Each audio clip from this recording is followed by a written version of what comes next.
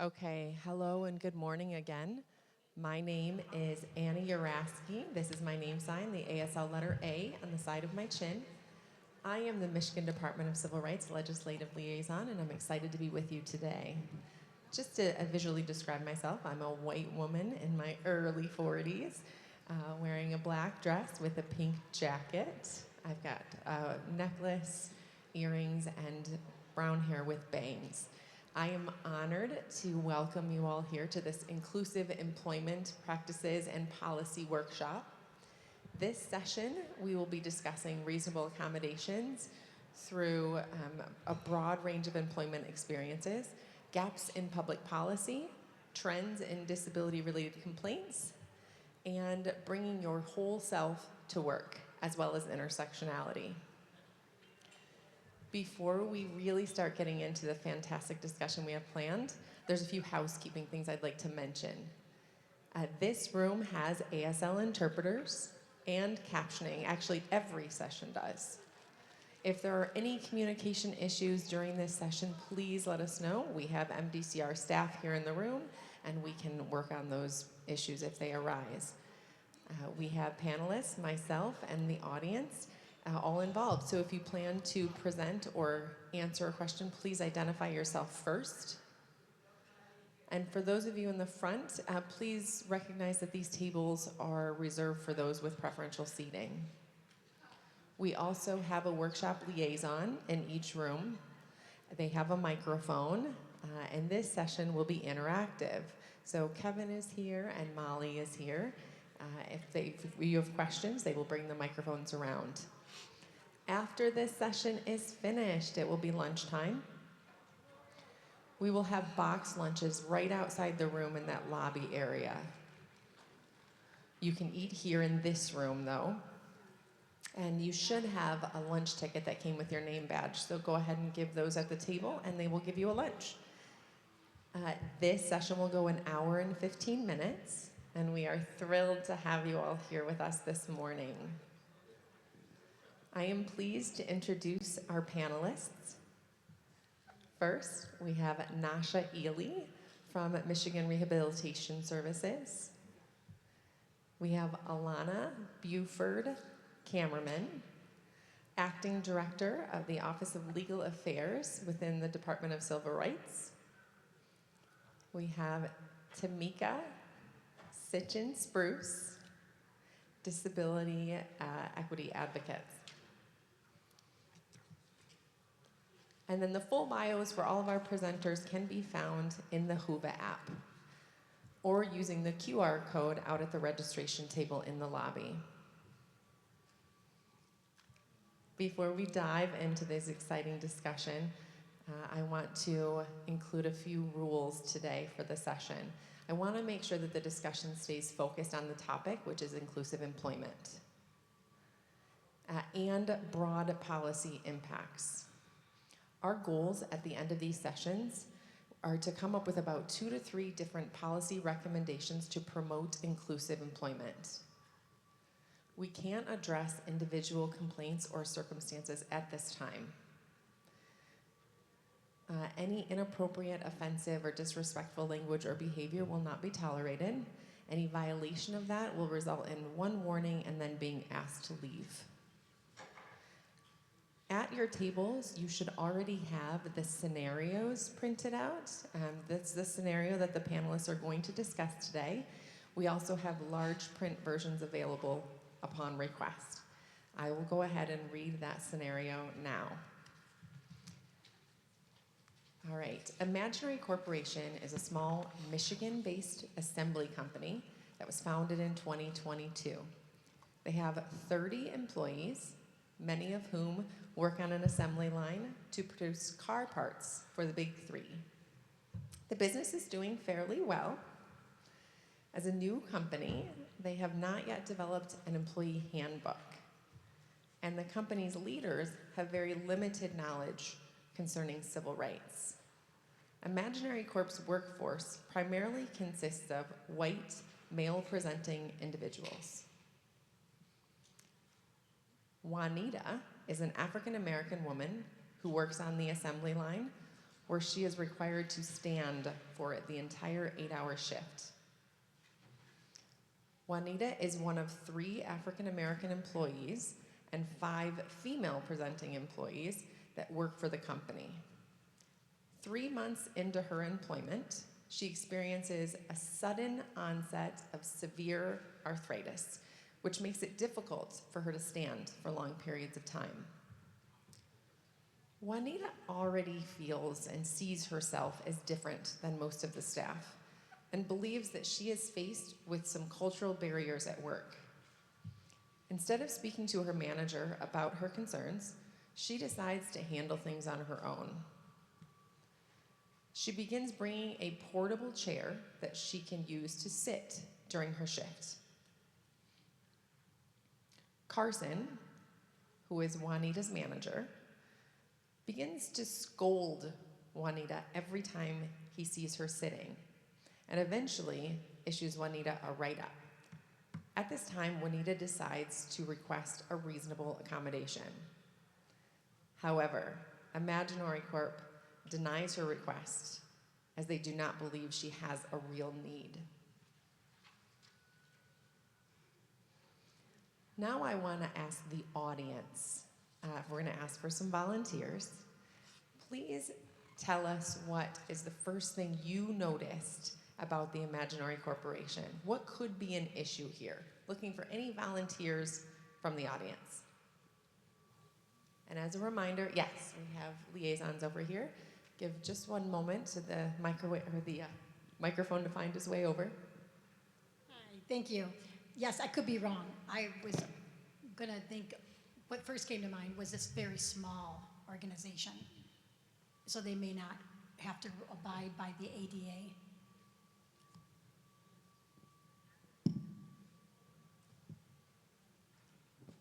Thank you for that. Another volunteer from the audience that would like to respond? Hi, they do not have policies in place.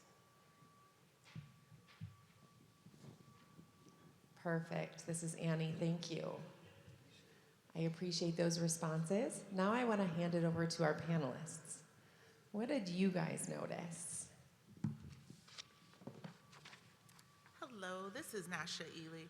So first, even though Imaginary Corp is a newer company and they are smaller, because they have more than 15 employees, they are required to follow the requirements of the Americans with Disabilities Act. Even though they are newer, that's really not an excuse to not have basic information or understanding of these things. They may not have someone in HR because they're smaller, but someone in that organization needs to know the laws that they need to be following if they are employing people, regardless of how big the organization is. So with that being said, they are beholden to the ADA Title I employment.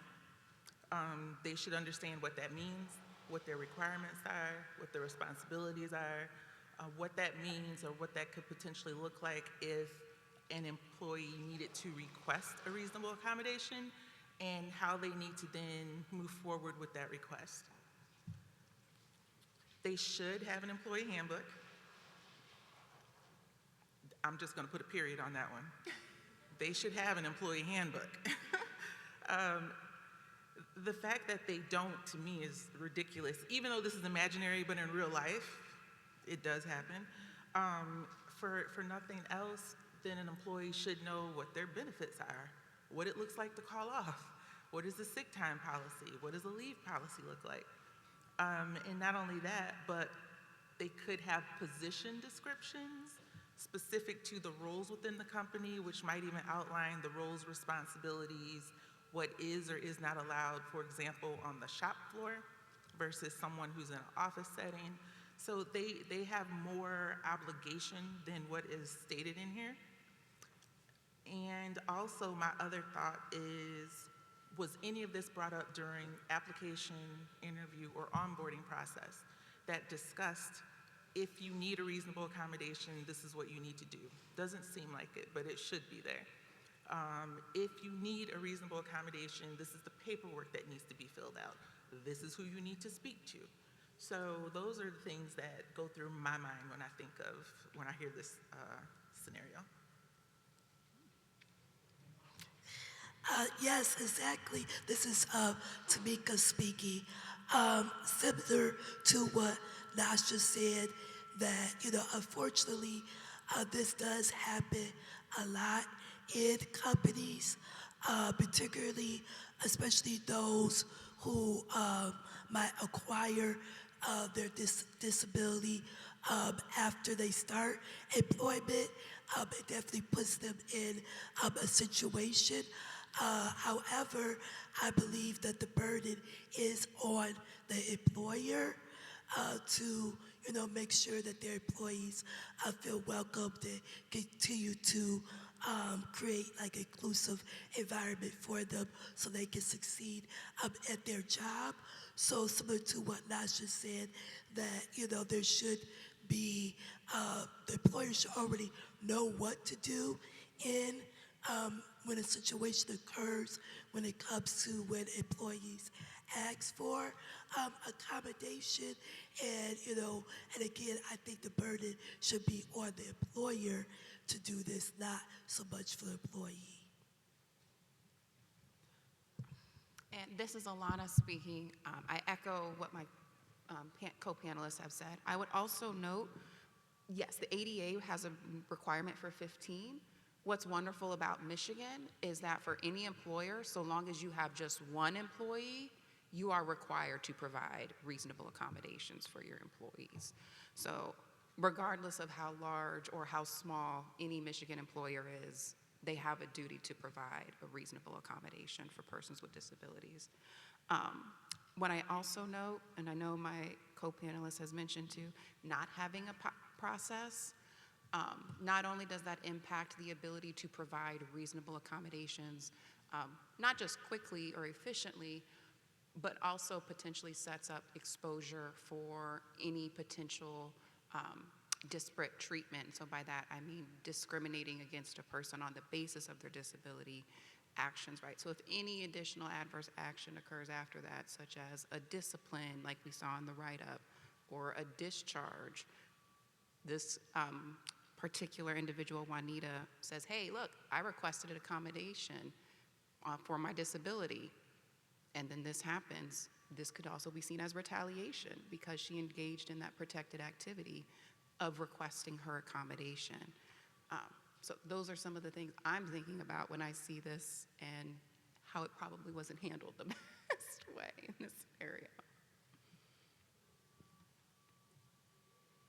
This is Annie signing again. Wonderful, thank you. I'm going to move on to the next questions, and again, we'll start with audience interaction first. What do you think made Juanita hesitant to communicate her needs? And are there any actions that the Imaginary Corp could have done to prevent this from occurring? Volunteers? I'm going to look over on this side of the room this time since the other side has already been represented.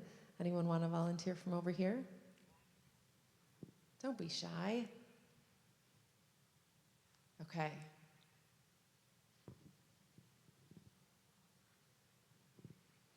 Hello. Hi, my name is Carrie. I am a white woman.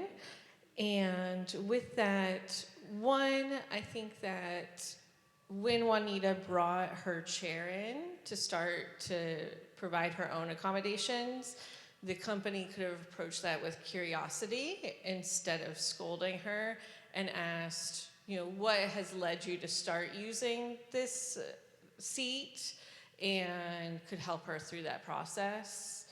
And then additionally, I think Juanita is very hesitant to communicate because one, she is a marginalized community in that space, between the 30 employees. She's one of the few women, one of the few African-American individuals. And as the panelists spoke about, she's never heard anything from the company about how to deal with accommodations, or that those are a welcome request, or making the space open to start that conversation. So there's no culture in that space for how to request equal rights and meeting her needs. Mrs. Annie signing, great answer. Can I get one more volunteer? Anybody else willing to respond? All right, I don't see any, so we'll go ahead and move on to the panelists. Oh, we do have one. Okay, just one moment. Let's wait for the microphone. Okay. Thank you. Thank you, Kevin, and thank you to all the panelists and for the topic of today's discussion. My name is Zach Damon. I'm the chairman of the Commission on Disability Issues with the City of Ann Arbor.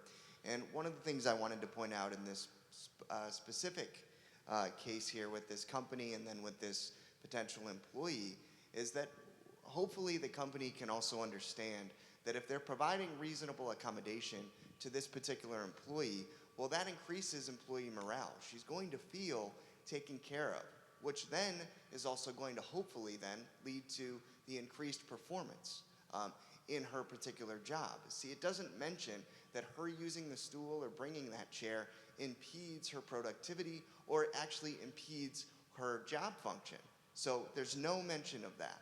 So I would definitely, have her talk about to her supervisors that if they're providing this accommodation for her, this can lead to, better job performance and her actually feeling, supported that she has reasonable accommodation.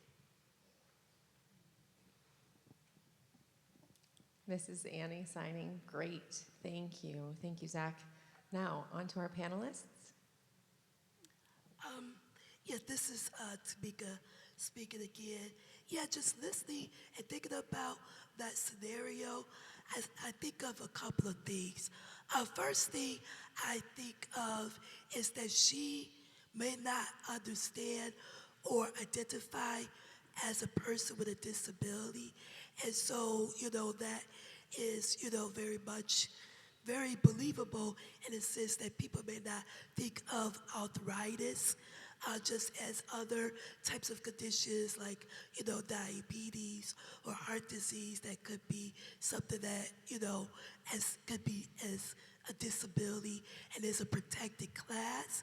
So with that being said, she probably don't know her rights, as far as having a disability and how the employer must accommodate her. Also, with that being said, like someone mentioned in the audience, with her being one of the only black, women in the space, she may not already feel comfortable with, speaking her needs and asking for accommodations because she saw what they did to her. And so, that will definitely, with the intersectionality of those things of being a black woman and then also having a disability, it's just with those compounding challenges and barriers, she just like, well, they're not gonna believe me, which they didn't, so I'm just going to, let it go. And so what the corporation could do, of course, to prevent this is understanding what disability is, again, having procedures in place to address it, also having disability awareness trainings so they can understand what disability is. That is something I personally do at my job at Michigan Disability Rights Coalition or anytime I speak to make sure people understand the full variety of what disability is. So those are a couple of things that could have been done.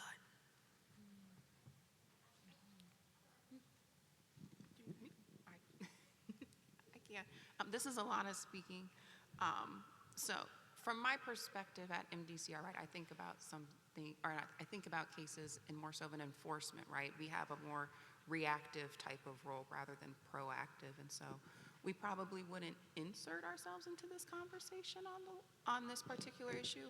But coming from a perspective of, as a manager myself, I loved hearing the comment of being curious, right? Not just assuming. When I read the hypothetical, right? The supervisor's initially critical, right? There's no space for Juanita to explain or be understood.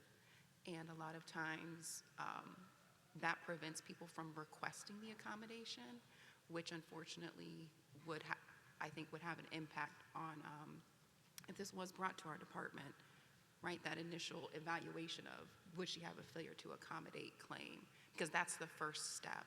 And so in a way you think about it, it starts before that, and what's the culture and the space people feel safe enough to actually request one, and what impact that could have.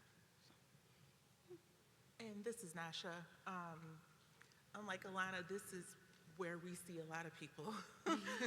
So in saying that, the fact that this was a first-line supervisor and not human resources is a concern, because there are a lot of people who go through all types of education, training, certification, and still don't know a lot about the Americans with Disabilities Act or the obligation a company has.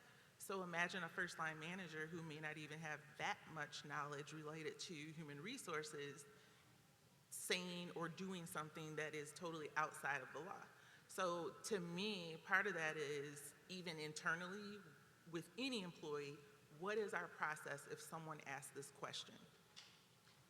If it comes to a manager, the first-line manager, maybe that manager is the one to say, I'm not really sure how to handle this, but you need to talk to so-and-so in HR. They can guide you further. I'll tell a business in a minute, that frontline manager will be the first one to get you sued by saying no. So even if you don't know as a manager, don't just say no. Pass that on to human resources and let them handle it. I think with the curiosity piece, I think that's a great thing to be as curious, because maybe if this was something temporary, I threw my back out yesterday, I'll be fine in a week.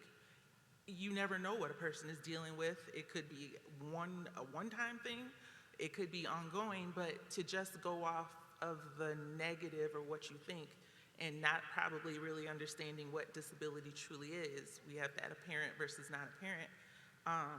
Definitely a lot of education is needed, but even before this employee, with all employees, if any manager is approached regarding these topics, that manager doesn't handle it, it goes to HR.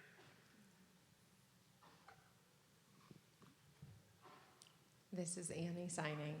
I do see that we have a question from the audience. Kevin, can you bring the mic? My name's Paul Eklund.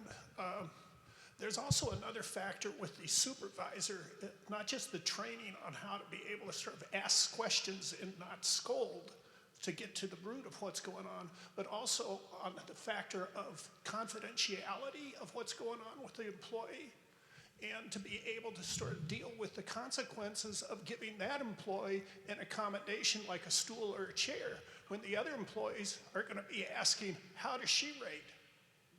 And how do you train the supervisor to work with that? This is Nacsha. I believe that might be addressed in a later question, but you're absolutely right. And I think we'll get to that in a minute. This is Annie signing. I see a couple more questions. I'm going to go ahead and move on to the next questions just in the interest of time, but I appreciate your interest. Okay, next question. So if you can hold your question till the end, we'll try to address it at that time. This is Annie saying, yep, hold that till the end. Okay, the next question is straight to the panelists here. Is Juanita qualified by law to request a disability accommodation? And what was the impact of Juanita's initial decision not to request an accommodation? This is Alannah speaking. I can tackle that one first. So when it comes to failure to accommodate claims, right, that first step is actually, yes, requesting the accommodation. Now, what that looks like can definitely vary based on the circumstances, right? An individual doesn't have to use the magic words, I am requesting an accommodation, right? So long as an individual is requesting a change to the working environment or terms and conditions of their employment, in order to allow them to equitably participate in the working environment, that's all that's necessary. So that could look like, hey, can I come in a little later for an appointment, or maybe take a longer lunch break, whatever it may be. It doesn't have to use those specific words, but the request has to be made in order for a failure to accommodate claim to come up. Another thing we see people ask sometimes too is, does it have to be in writing? And that's not the case either. It can be a verbal conversation with a supervisor, an email, a text message. There doesn't have to be some formal process, but so long as that request is put in, that's what triggers the accommodation protections for an individual. Yeah, so that's my comments. This is Nacsha. This is what I was going to speak to, informal accommodations. So with that, Juanita informally accommodated herself, which can have some long-term impact. Let's say this manager said, okay, it's fine, you can keep it, and then that manager left, and a new manager comes along and says, no, you can't do this, because it isn't in writing, or no one is aware that this is an accommodation, and it was just done. Then you come into a whole nother set of complications at the work site. So yes, this employee does have a right to request that accommodation, and accommodation doesn't need to be requested at a certain time. Anyone can start a position and not need an accommodation. Maybe they already have a disability and diagnosis, but they're like, you know what, I want to see if I even need, I don't know what I need to request yet. And they may need nothing for years, and then maybe they do. Someone could acquire a disability after they start working and then need to request a reasonable accommodation. So there's no magic time frame to request. Someone could be working fine, and then all of a sudden, like Juanita, now I'm having significant issues and I can't perform this job. That should never be held against someone. You know, a company should never say, well, you didn't tell us at the beginning. That you can't do that. They can be requested at any point, and hopefully a company has some type of procedure in place where a person knows what they need to do. Another thing is, and I was going to mention it before, some of the things, let's say with Juanita bringing in a chair, it could potentially lead to more of a universal design within that organization.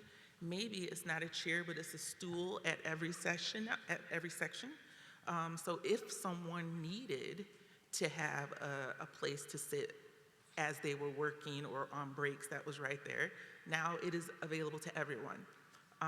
So I think in not speaking up, it's not a bad thing. She did not know she would need any accommodations. And now that she does realize she needs them, she has requested them. Yes, and this is Tameka speaking, and I just want to reiterate that, with disability is seen as anything that affects a major activity in a person's life. So, of course, that is physical, psychological, emotional, just it ranges in different ways. And so I think, like I said before, many people do not know that. And so based upon that definition, then, of course, they are by law able to request an accommodation. All right, this is Annie signing. I want to add a follow-up question to this specific topic. The scenario that we discussed involved a disability that happened after hiring. So how does that change it if the situation were different and the person already had a disability? How would that affect the interview and hiring process? This is Nacsha. Depending on the disability, with this scenario, it may or may not even impact the hiring and interview process. Let's say someone had a disability that caused communication challenges, and they may need to request assistance to actually interview or to have those interactions. I would say the only difference would be the request would come earlier, instead of after they were already hired. So with this particular case, she could have already had a diagnosis of arthritis, but maybe in previous work it never was an issue. And now that she's doing a manual, a job that is more physically demanding and has to stand all day and is causing these concerns, now it is an issue. So you can request reasonable accommodations during the application, from application on up. So from the time you apply for a position, you can request a reasonable accommodation, whether that is to actually complete the application, to actually participate in the interview, to participate in training and onboarding. So there's no, you can only request it here or only request it when you're an employee. So if one was needed or required during the application and interview process, it could have been requested. The hope is that it never negatively impacts that person in their process, but the request could have come at any point. This is Alannah speaking. When I hear that question, I hear it doesn't. And I say that because a person can be an individual with a disability at any time in their life. Their diagnosis can arise at any point in time, before, after, during employment.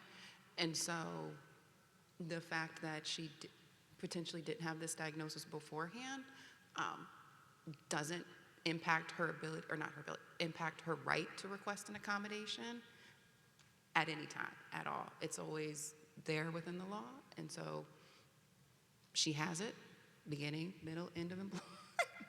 It's so simple to me, maybe, because it is, you have it, right, regardless of the stage of employment. And this is Tameka. One of the things that I talked to at Michigan Disability Rights Coalition, I oversee a program where I work with nonprofit organizations for a year on disability inclusion. And they learn, all the things they need to know about that. And so what we teach our cohort members, our nonprofit leaders, is that during, when it comes to the application, make sure that it's actually mentioning, what's required by the job. But don't put anything like, you see some job applications say, lift 50 pounds, or, this and that and the other. And that's not actually required for the job. And so, it could be someone, when you have that on the job application or job description, then somebody who's qualified may see that and just say, well, I'm not going to apply because of that's what they say the job requires, but in actuality, it really doesn't. So that's the thing that we tell people. Also, we tell people when it comes to the interviewing process, say have a statement on the application, or when you call them or email them for the interview, to say if you need accommodations, here's the number, or let us know the accommodation that's needed. So when you do those type of things, that's more welcoming to, people with disabilities, and it just create a better environment to show that you're inclusive. This is Annie signing. I think we'll go ahead and move on to the next question. I want to shift our focus a little bit to now talk about the corporation specifically. Are there any potential legal consequences for the corporation for denying Juanita's accommodation request? This is Alannah speaking. So definitely yes, my opinion on this one. So first and foremost, anytime a request for an accommodation is made, that triggers the interactive process, right? There has to be a back and forth between an employer and the individual requesting an accommodation, and a blatant denial of that would definitely trigger some concerns in an enforcement proceeding if something was brought to MDCR that we were investigating. And in addition to that, once that employer's put on notice that this individual might be a person with a disability, right, that could potentially lead to, like I mentioned earlier, any adverse actions that happens after, such as a discipline or a discharge, additional suits that could be filed saying, hey, you discharged this person on the basis of their disability, as well as in potential retaliation issue.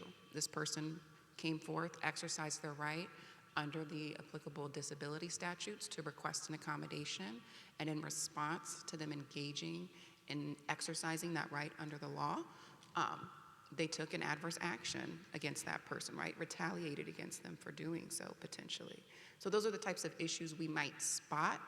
Now, as things are investigated, of course, every case is evaluated on the facts and evidence presented. But if anything, I really wanted to echo and highlight on Tameka's point too is, right, one of the things we evaluate in failure to accommodate issues is with or without the accommodation, can that individual perform the essential functions of the role? And so often we see employers say, look at our job description. This is the essential function. But then you go to the job, you interview the witnesses, and you see how the work's actually done. And maybe actually lifting 50 pounds or something isn't an essential function to that role, right? And so that is to say that interactive process is key because, one, it really causes the employers to think critically about, is this something an essential function? Is this something we need this person doing?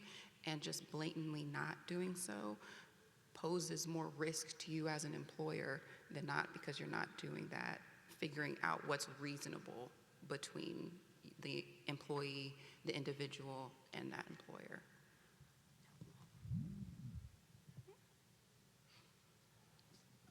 This is Annie signing. Okay, next question for the panelists. What resources does Juanita have? Who can she contact for assistance or to file a complaint? This last week, I don't want to keep going first. You go first. No. Okay, this is Nacsha. So for the filing of a complaint, there are definitely agencies that can assist with that, including the Michigan Department of Civil Rights, and EEOC, the Equal Employment Opportunity, like for EEO complaints. And sometimes even within an organization, they may have like a almost investigative arm within your own company. So there's different levels.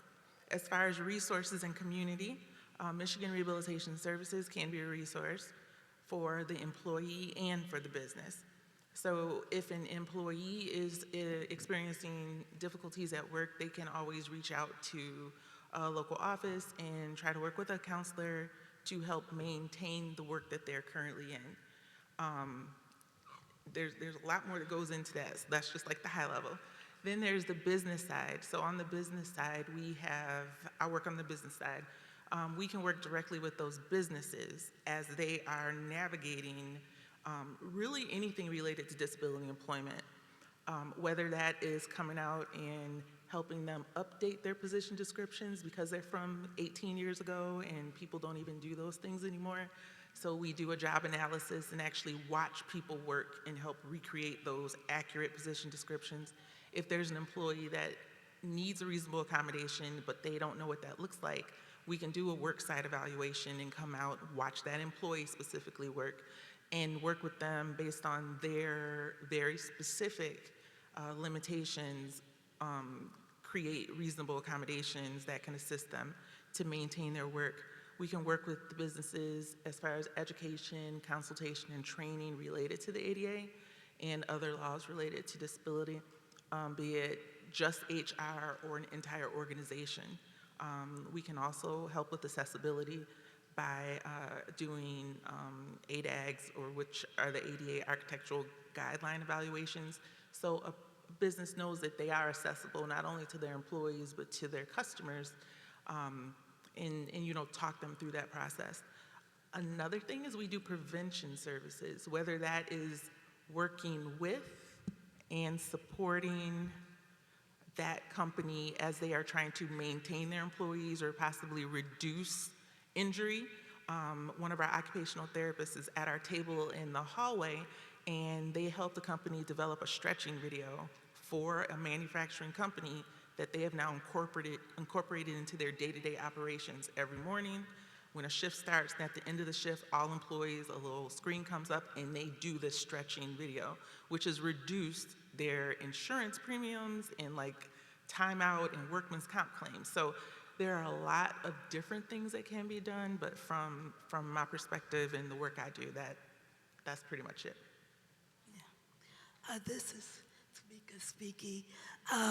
So I would say Disability Rights Michigan, that is a statewide organization that helps with lawsuits and things. So if you feel like you're being discriminated, I guess that's what they do when it comes to disabled people.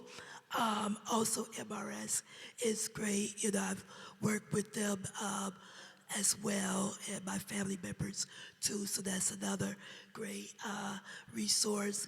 And then again, at Michigan Disability Rights Coalition, we offer different trainings to nonprofit organizations and businesses who want to learn more, again, about accessibility,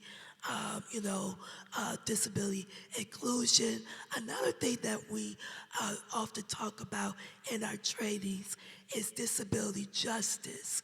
And so I just want to quickly bring that into the room. So disability justice, I say, is like disability rights 2.0 in the sense that we encompass and think of the rights of all people. So when it comes to, disability, we also account for, the rights and inclusion of, people of color, LGBTQ, all those different types of identities, which of course disabled people have.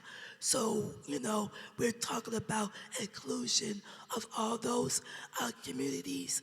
And so, again, like what I said before, that the ownership should not just be on the employee, but on the disability community.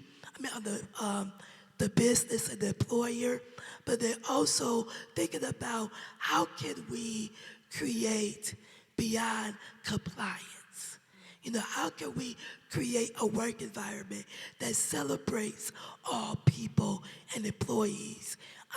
So those are the things that we also talk about, creating a workplace environment that can celebrate all people.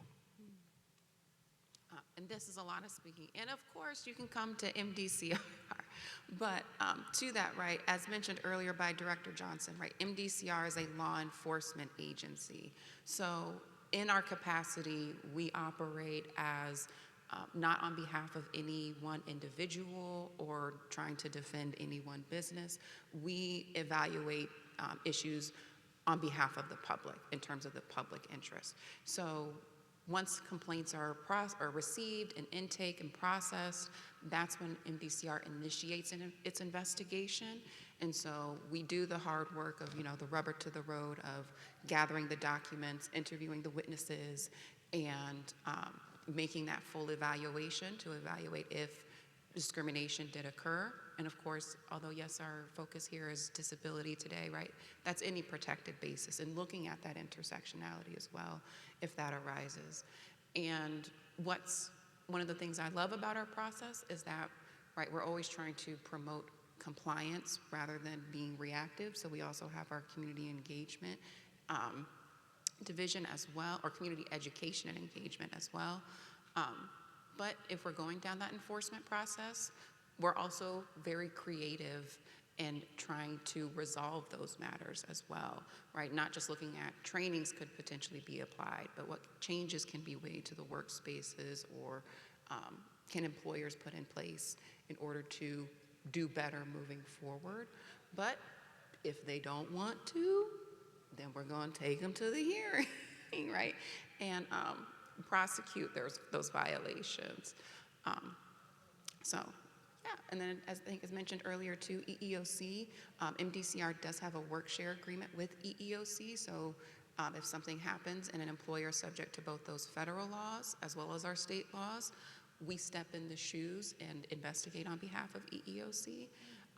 But at any time, note as well, if a person wants to go seek any lawsuits, right, they still have that right under our state laws to go to court and have somebody advocate individually, specifically on their behalf, should they so choose, right? But MDCR is still always going to evaluate and prosecute that public interest. This is Annie signing. Great. You guys really spent some time talking about training recommendations. So I want to hone in a little bit about some of the resources that might be available for the Imaginary Corporation so they can learn more about disability rights and accommodations, but also with that intersectionality cultural piece too. Can you guys respond a little bit to that question? This is Nacsha. I prematurely mentioned most already, but I did too. it's okay. We do in our organization a lot of training with business, be it very specific copyrighted type windmills training that we have access to do, or customized training where a business can say, this is exactly what the issue is, and we will create training to meet that need. And not only that, but there's typically consultation. So even if we do training, there's usually ongoing communication with that business where a business will call and say, hey, this is what's going on. Can you assist me? What do I need to do? For me personally, when that happens, if I don't know, I will connect them to MDCR or EEOC or work along with my colleagues within those organizations to assist them. And it can be something as simple as I have someone returning to work and how long do I have in order to help them get this initiated or to get an accommodation in place, to something very more complicated. So the consultation for us is a big one. There may even be businesses here today due to consultations that our division has done and recommended this as an option to learn more about disability employment. So, you know, sharing of resources, connecting them to various partners or assets in the community that can also support them. And then the training is also very helpful. The training can be one-on-one with that. Typically is for what I do, someone in human resources, but it's also been business owners that they don't know much of anything about human resources, so they need a lot of help. And recommendations could be, you may want to connect with this HR organization that can take over some of that for you because you are the only person doing it all. So it all depends on what the need is, but there's definitely resources to business, and often businesses don't know that there are a lot of preventative, proactive resources available, and that they don't have to be reactive when something happens. So again, at Michigan Disability Rights Coalition, we do offer trainings. Also, we do public webinars throughout the year that's streamed live on our Facebook page. So definitely follow us on Facebook. And also we have Zoom meetings, and that's part of the webinar as well, so you can join us in Zoom. So that's the specific training we do. Talk about disability rights. Another training that I just absolutely love that we do is we talk about the history of disability rights. And so, we go from the beginning to, with America, and then, to now.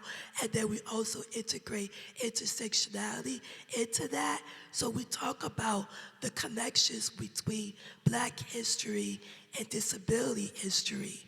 And then I just added the LGBTQ as well, and show how all of our, legislation and different histories combine and intersect with one another. And many people do not know about, the Black historical figures like Brad Lomax or, others. So that's definitely something I recommend.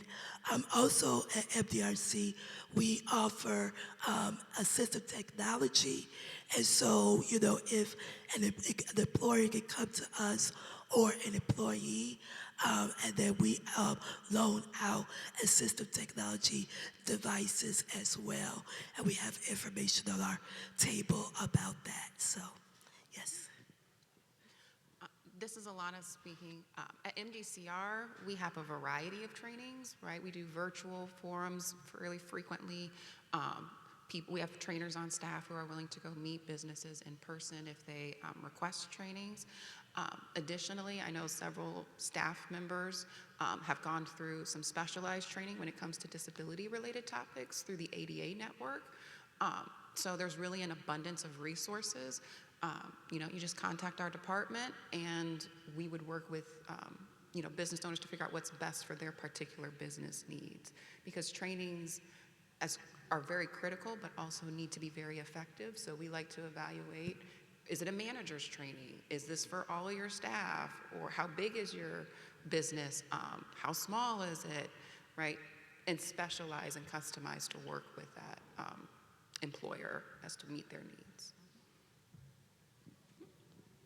This is Annie signing. Great discussion. Remember earlier when we started, I mentioned that the goal of our meeting today was to come up with 2 to 3 broad or public policy recommendations, what we can do to increase and promote inclusive employment. So now a question for you all who have been participating or watching this great discussion. What kind of policy recommendations do you think would be applicable to this scenario? I'd love to hear from the audience. I saw some hands earlier. Right here?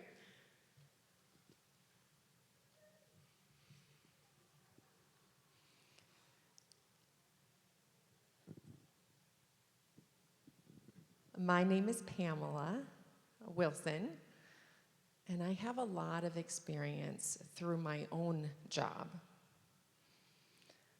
And it requires some important actions. One of these options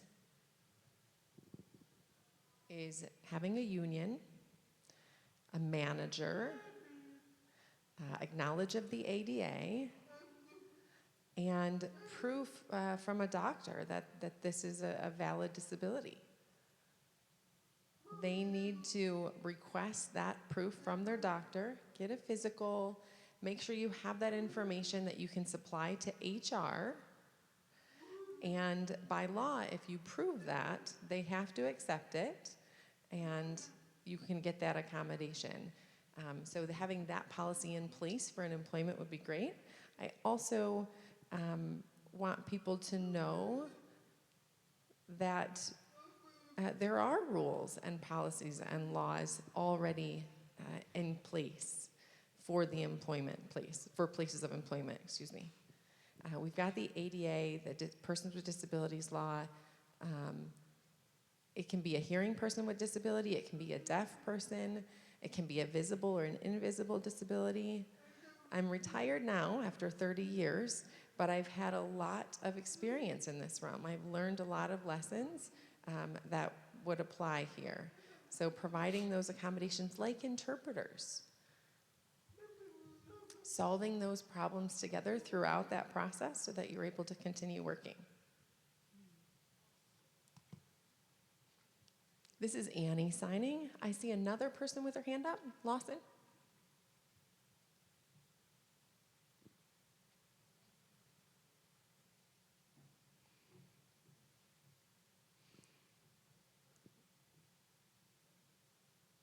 Good. All right, do you need me to move? All set? Okay.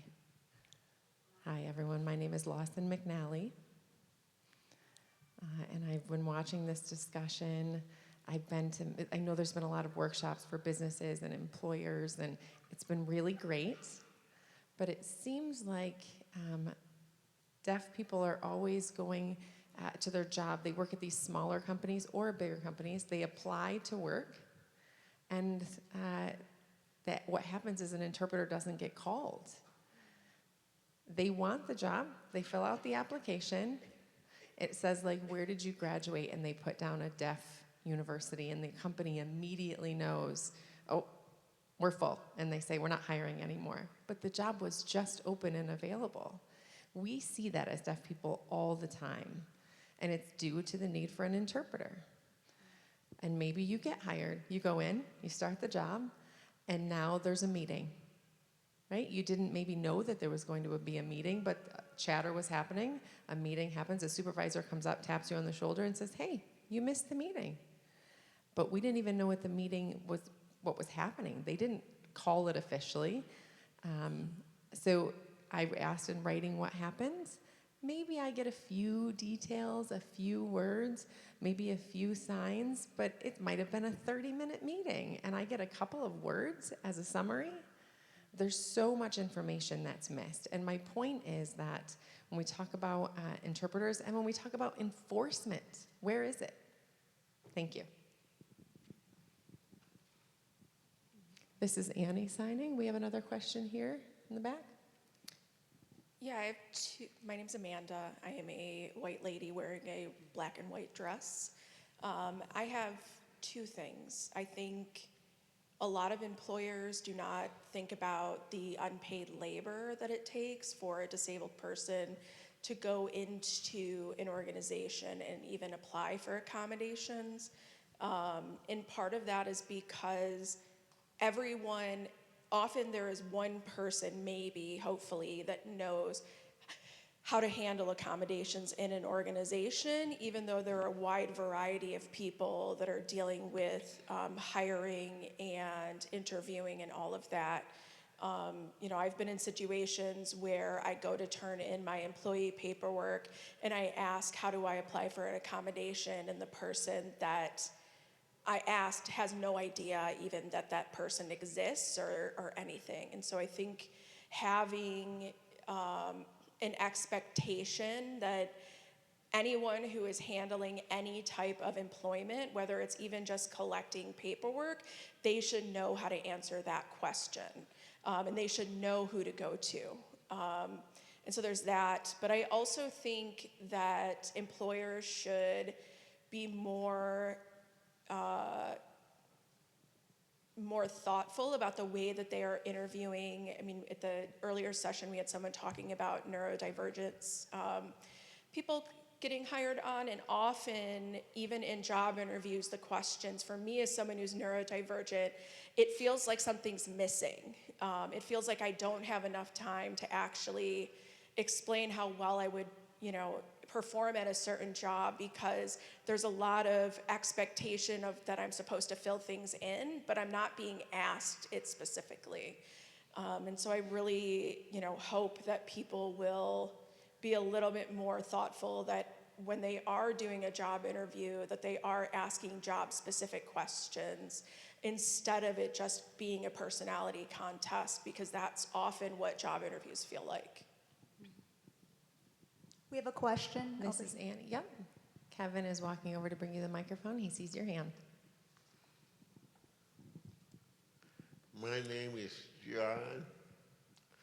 I have two things that I want to bring to your attention. First of all, I think most of the people are aware of the federal law of the ADA, but there are very few people that are familiar with the Michigan Disability Civil Rights Act. And the reason that I'm pointing that out is that actually, from a legal standpoint, the scenario that was given, the ADA would not be that helpful. What one should look to is the Michigan law. When it comes to employment, the Michigan law is actually stronger than the ADA when it comes to employment, because there's a floor and a formula that all employers have to use to determine whether or not they can provide an accommodation. That's something that most people are not aware of.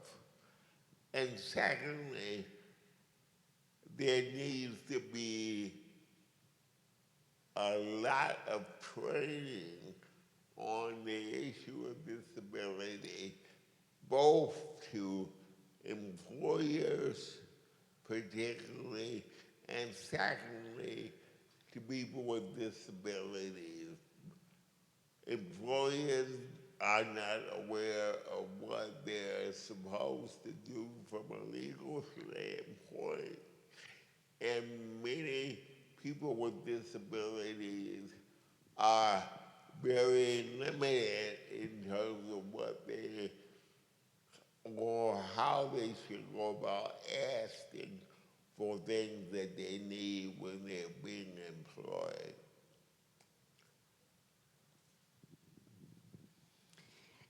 Good afternoon, everyone. Just a quick comment as far as resources are concerned, and this is Bridget Heyman speaking. I'm a disability advocate and new resident of Michigan. First, I'd like to thank the panel for all of the resources and insight that you put forth. It's really helpful. We were talking here at our table too that the Job Accommodations Network, known as JAN, is a wonderful resource for both employers and employees looking for specific information related to what they might be facing. There's a lot of good material there that we can all access, and I'd encourage you to check it out if you're looking for something specific, especially on the federal level. But I also wanted to elevate part of the conversation that goes beyond training, really thinking about the work environments that we are creating in the state. I think that this scenario is really interesting because it's talking about a factory floor and it's talking about manufacturing, which is so much a part of our economy and where we are really facing a worker shortage at the moment. There are not enough manufacturing workers in the state or in the country for that matter. And so I wanted to make everyone aware of a project that is taking place with an organization called MXD. It's Manufacturing Plus or Times Digital, and it is a manufacturing center of excellence for the Midwest. They are working on a disability inclusion project with the Department of Defense to actually create a more accessible factory floor. So as factory floors are updated, and so often the machinery on the factory floor is not updated in its entirety, but it can have a digital overlay to actually make it more accessible for all kinds of people with different types of disabilities. MXD on its factory floor has an example of what this might look like, and they've created an entirely accessible workbench that manufacturers can purchase or modify for their own factory floor, and you'd simply scan a card, it would know your disability and modify the assembly line for you. So it's a really interesting project, and I think we need to think more broadly about the work environments that we're creating in the first place. So I wanted to share that with the group. If you're interested in talking about it more, I'd love to connect with you. Thank you. This is Annie. Thank you. Molly? Hi, my name is Michelle. I work as Director of Training for Canine Jaeger Foundation. We train and provide service dogs for veterans and first responders at no cost to them. One thing that I come up against a lot is factories, companies not having the ability to house or have a service dog with the employee. Because it's just not feasible for some reason. And it needs to be known that the service dog cannot be separated from their handler. So they have to start making it to where a service dog can be right there and have proper accommodations for the service dog to be able to go out, go to the bathroom, to go out and just have a break like we do, to go play so they can wear out some energy. They just don't do it.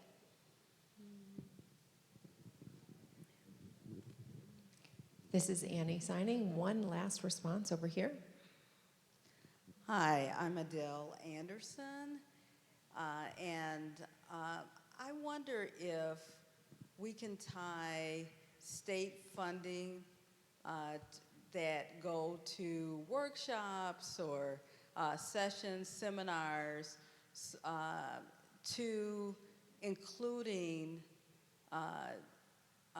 topics on ADA and reasonable accommodations. You know, I'm 69 years old, and I have never been to a leadership session or workshop or program such as Leadership Detroit where they include those topics. And so it seems to me that if you're going to get state funding to assist, you know, that chambers of commerce, that those, when you go and, you know, like for example, my son went for a workshop on starting up a business that is not a topic that they deal with.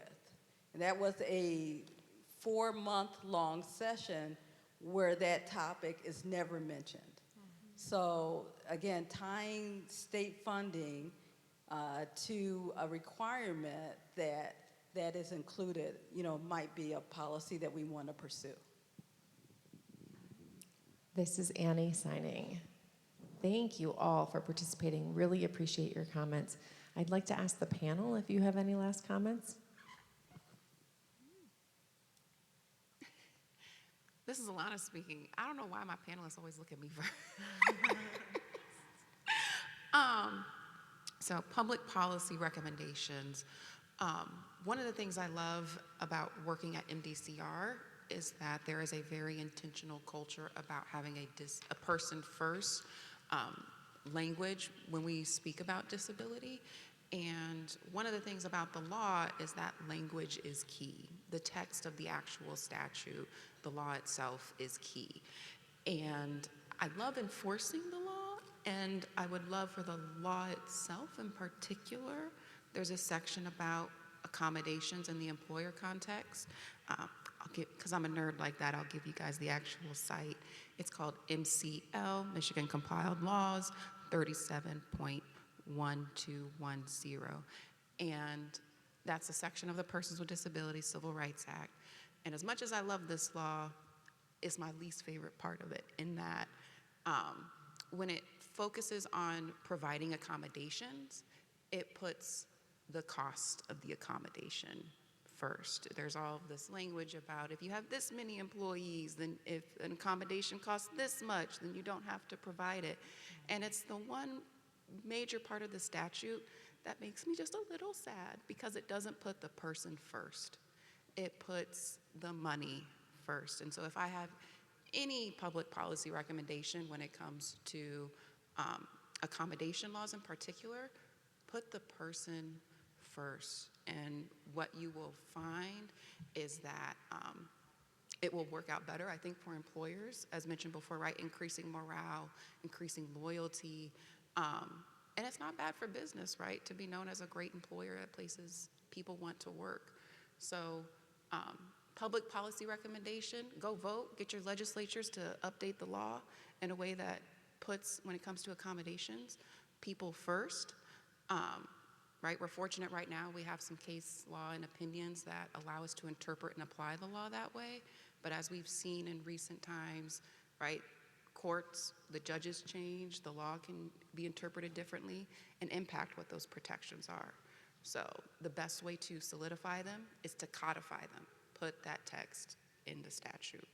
And that'd be my biggest public policy recommendation, put people first in the statute.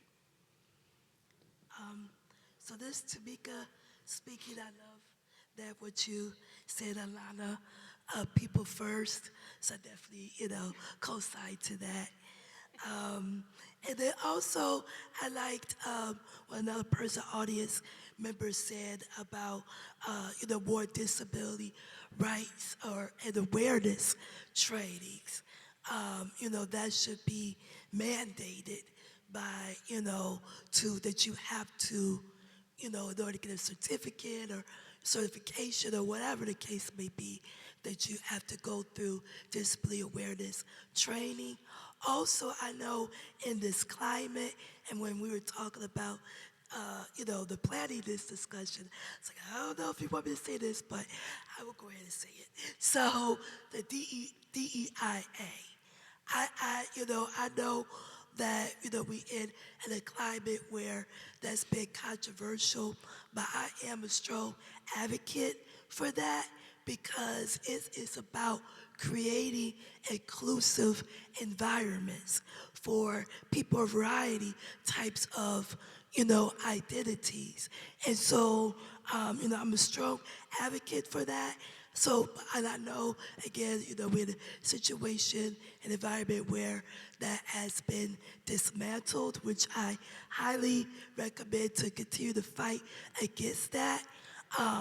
But if you're in a situation where there are cutbacks of the EIA initiatives, we still got to continue to make our environments and our workplaces inclusive. So, we just have to, continuously think about that in public policy.